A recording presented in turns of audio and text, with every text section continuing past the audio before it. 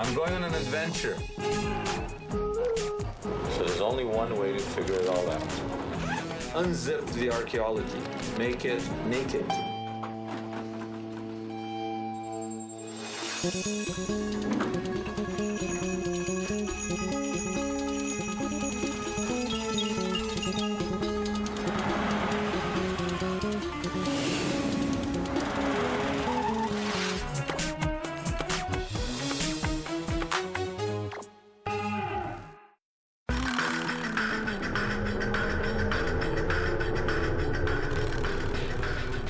Some names are puzzles, revealing more than the obvious. Take Jezebel. Ahab did. This is how her name was spelt outside of the Bible. It means virgin of Baal. Baal was a pagan god. The Bible didn't like pagan gods, and it didn't like Jezebel. So the biblical writers added one letter to her name. Now it means whore of Baal.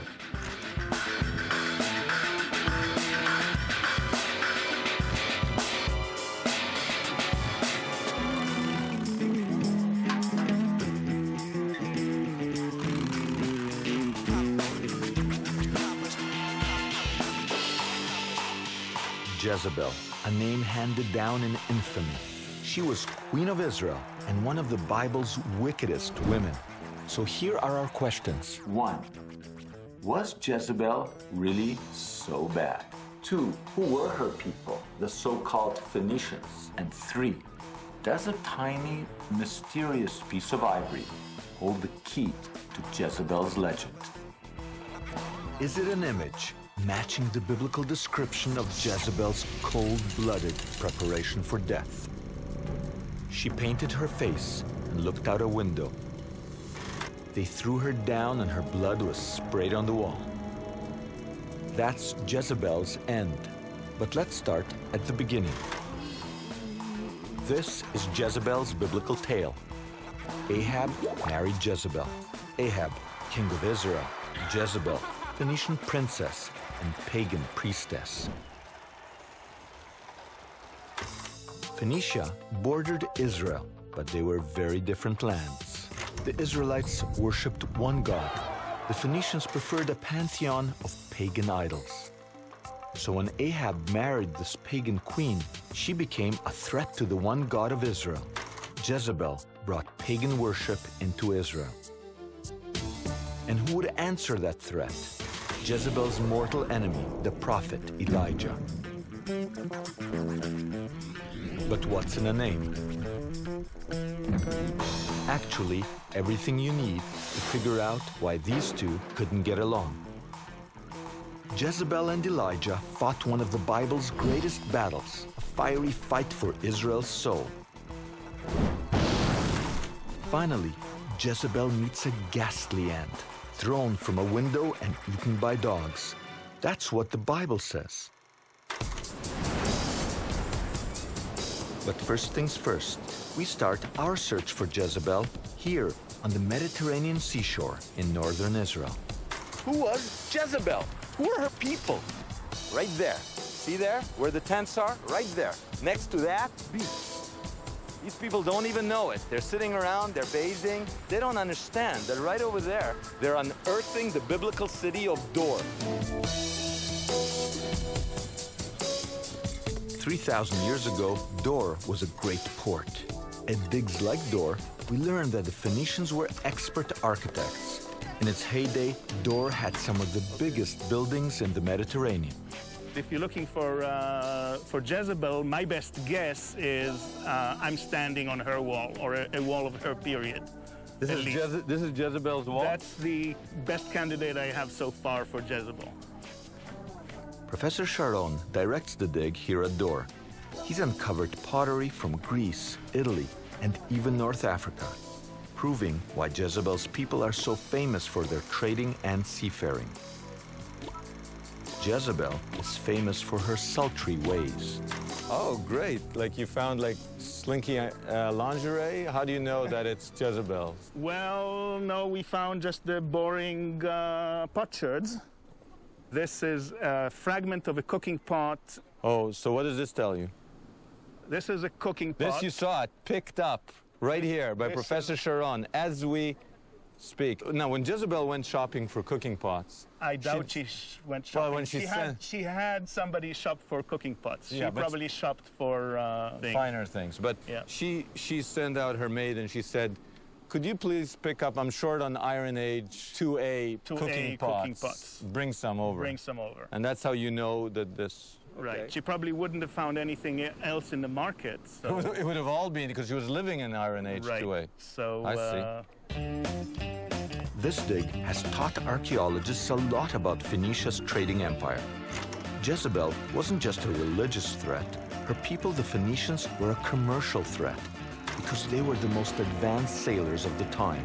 3,000 years ago, they sailed from the coast of Israel to Spain, connecting east to west. The amazing thing is that they did it during the Dark Ages. No, much darker than that. A Dark Ages of biblical proportions. It happened around 3,200 years ago. Around 1200, there's this huge worldwide, or at least Mediterranean-wide catastrophe. We don't know what really happened, do we? We don't know what really happened. No one knows what caused the biblical Dark Ages. Theories range from plagues to barbarian invasion. Whatever it was serious enough to knock the reigning empires out of the picture. All the big empires. All the big empires basically collapse, and new players enter the scene. Two of the new nations on the block were the Israelites and the Phoenicians. From the start, they competed for land and power. Here at Dor, we're digging up clues to that power 3,000 years later. But what are we gonna find?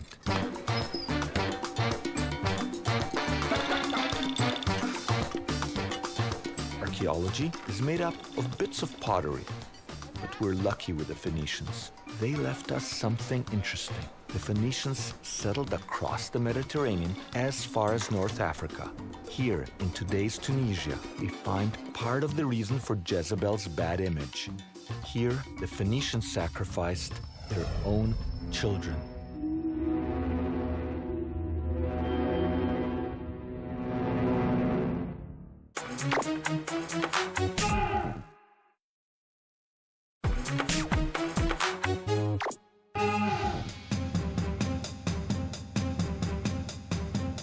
The Phoenicians set up colonies as far as North Africa, founding the famous city of Carthage in today's Tunisia.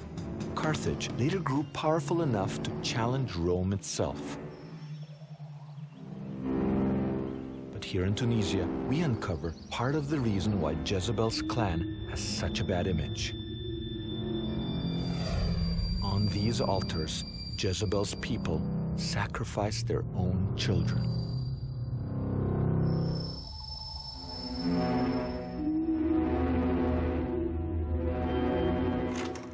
Gabi Barkai is an archaeologist at Bar Ilan University in Tel Aviv. The very fundamental and basic thing of Phoenician cult is human sacrifice. Human sacrifice existed among the Phoenicians till quite a late period of time. We have Tophet structures where children and babies were sacrificed in different centers of the Phoenicians. Tophet, Phoenician altar where children were sacrificed to the god Baal. But is this story true? Professor Gilboa says no. She says these ghastly tales are part of a slander campaign against Jezebel's people. The Phoenicians' great navy and trading power made them a threat, not just to the Israelites, but to the Greeks and Romans as well. So they made up a few nasty rumors. Actually, all our sources telling us about Phoenician child sacrifices are Greek and Roman, which didn't really like the Phoenicians. So you think they're just giving them a bad name? Basically, yes, and we don't really have, till now, any real... But in Tunis, in Carthage, you find... there were child burials. The big question is whether those children were buried alive or dead. That's the big question, and no one really has an answer. Because if they were buried after death, then, it's not a child sacrifice So we don't anymore. know. So we don't really know. Did the Greeks and Israelites make up these tales of child sacrifice, slander against powerful Phoenician rivals? Professor Barkai doesn't think so. Not only does he think the Phoenicians sacrificed their own children, but he says the Israelites followed this bad example. Look, the human sacrifice existed. Let us not cover our eyes and assume it did not exist. It existed. It was part of the practices of people surrounding the Israelites, and sometimes it penetrated among the Israelites as well. In Jerusalem, in the late 8th and 7th centuries BC, certain fractions of the civilization in Jerusalem, they practiced human sacrifices in this valley. They slaughtered children. The whole story of the binding of Isaac is an attempt to fight that phenomenon. Is the tale of Abraham and Isaac a general warning to the Israelites? Abraham bound Isaac to sacrifice him to God, but God said no. A cautionary tale?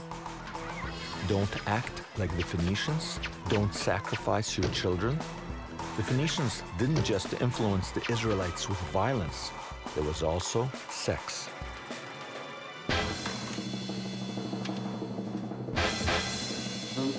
So this is it. These are cultic objects, and this one dates from the time of Jezebel. Right. Right? And it's ivory, complete with pubic hairs, and a necklace. So And otherwise completely naked. naked. So we've got here something that, you know, Reflects fertility cult. yeah. These idols were foreign to Israelites. The Israelites weren't supposed to worship fertility goddesses. But these are the idols that the Queen of Israel, Jezebel, would have worshipped. So Jezebel was into that kind of stuff. Yep. And Ahab married her, and he didn't mind. Obviously not. You find these things, very similar figurines in Israel and in Judah.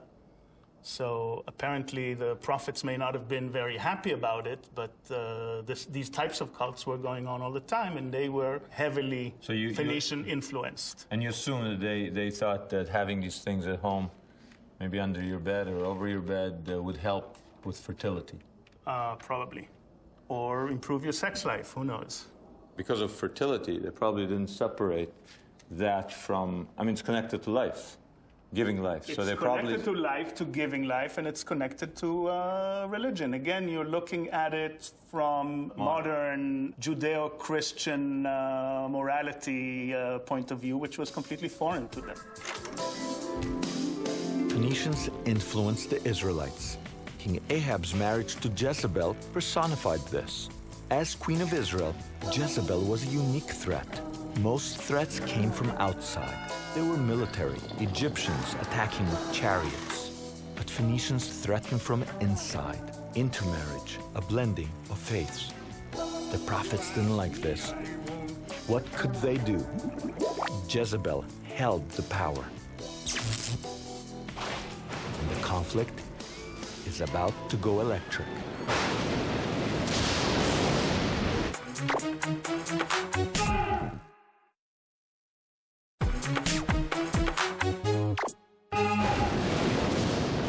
Jezebel held the power to bring pagan priests and altars into the Israelite kingdom.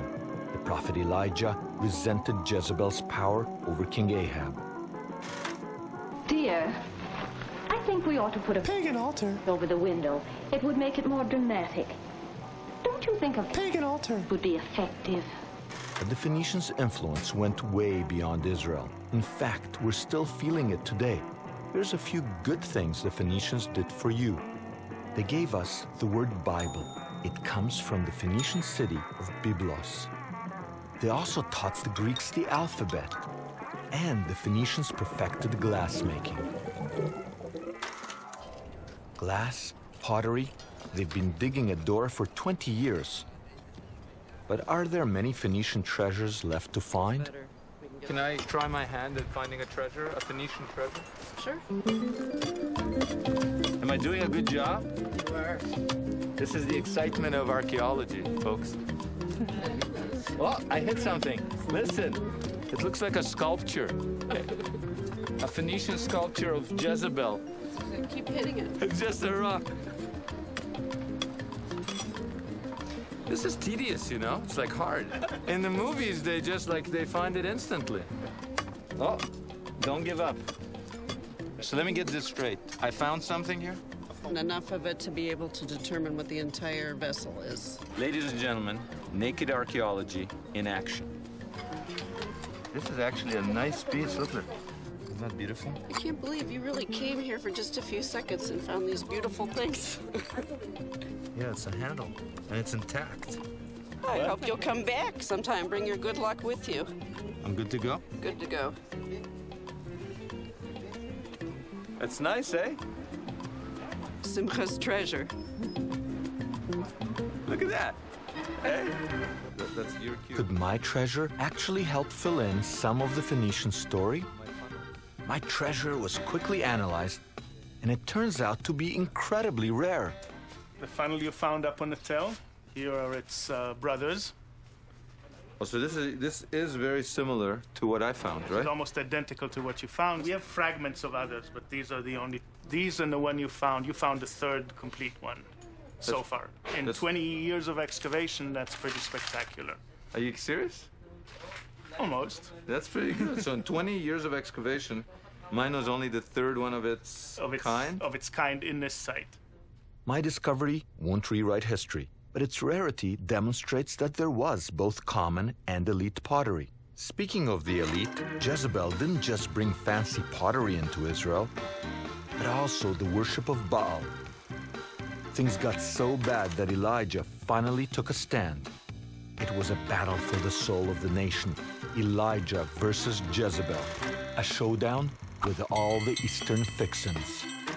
And now the story of a barbecue of biblical proportions. Elijah decides to take on, in a kind of Super Bowl of prophecy, 400 of Baal prophets. So what he does, he challenges them. All the people of Israel are all around. They go on top of Mount Carmel, right down the coast. He stands there, he says, okay, here's the deal. We'll build altars. I'll put my bull on my altar. You put your bulls on your altars. Call on your God to throw fire from heaven. If he's really God, he should do it. If not, we'll see who the real God of Israel, the real God of the universe is. Imagine the scene. All the Israelites around the mountain. These altars, bulls on top. Those guys are jumping and they're screaming and they're yelling. Come on, fire. Come on, God of Baal. Come on, do your thing. Nothing. He starts taunting them, Elijah. They try everything. No fire. Then he says, now watch this. He raises his hands. He calls on the God of Israel. Bam! Fire consumes the bull. All the people go, we were making a big mistake. Not Jezebel, Elijah. And then he kills all the prophets of Baal. That really makes Queen Jezebel mad. And she goes chasing after the prophet Elijah. Elijah's bull went up in smoke. He won the battle of the barbecue. He defeated Jezebel's pagan prophets. Jezebel flew into a rage, vowing to kill Elijah. But Elijah the prophet made a prophecy that Jezebel would be eaten by dogs.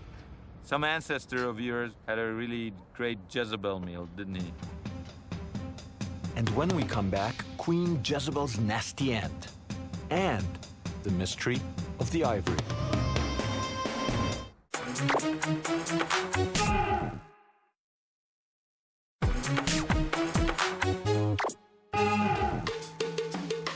Things have come to a head. Elijah and Jezebel fought one of the Bible's greatest battles. Elijah won. Jezebel swore to kill the prophet. But I will stop you. Then Elijah prophesied a nasty end for Jezebel. Dogs will eat the flesh of Jezebel, and the carcass of Jezebel shall be as dung upon the face of the field. Jezebel's final act went like this. Ahab dies in battle. Jezebel reigns briefly as Queen Mother. But certainly, I've been told that before. the Israelite soldiers rebel and set out to get rid of their pagan queen. Our combined armies have never been as strong and united as they are now. Our men have never been more anxious to fight. Jezebel sees her assassins coming. She does something, well, peculiar. Something that would frame her image for all time. She doesn't run, hide, fight, negotiate. Instead, she painted her face, tied her hair, and looked out a window. This is one of the most outstanding examples of a biblical image matched by the archaeology. That is an absolute icon. It's a central image that comes up over and over and over in the ancient Near East. The woman at the window. The woman at the window. Joanna Stuckey, professor of women's studies, York University. The Phoenicians, particularly, were expert ivory carvers. And we have found, I wouldn't say hundreds, but innumerable beautiful, small furniture appliques and furniture designs that have the woman at the window. Professor Stuckey says our image of Jezebel as vixen comes from her final moment in that window. There isn't any evidence, at least that the way I read the Bible, of her being a sexual temptress until you get to just before her death, when she dresses up and stands on the balcony at the window. Well, what is that all about? Well, she has been interpreted by many scholars, especially in the 19th and early 20th century, as a prostitute, standing at the window looking for clients.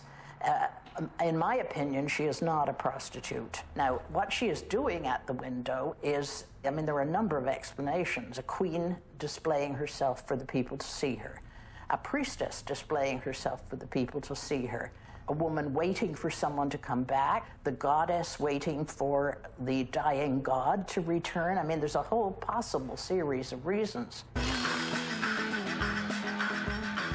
Does this mean that we've got Jezebel all wrong? She wasn't a temptress, after all? Are you saying it's not true? They were just totally boring inside those pagan temples? Well, they could have been having orgies, but they wouldn't have been prostitution, and they wouldn't have been orgies in the same sense that we talk about them. It wasn't true? It's not true? Well, I don't think so. Jezebel was like knitting? I always imagined her being quite the wild woman. I bet she was, with Ahab. That's one of the reasons he was keen on her. I bet she was really good. Okay. The biblical narrative solves the mystery of the woman in the window, framing Jezebel as a pagan priestess. Her fall from that window demonstrates the defeat of the pagans, the triumph of the God of Israel over Baal. Today, the Judeo-Christian world is so monumental, it's difficult to imagine how serious the pagan threat once was. But in the beginning, there was a woman powerful enough to threaten the very roots of the Judeo-Christian edifice. Such was Jezebel.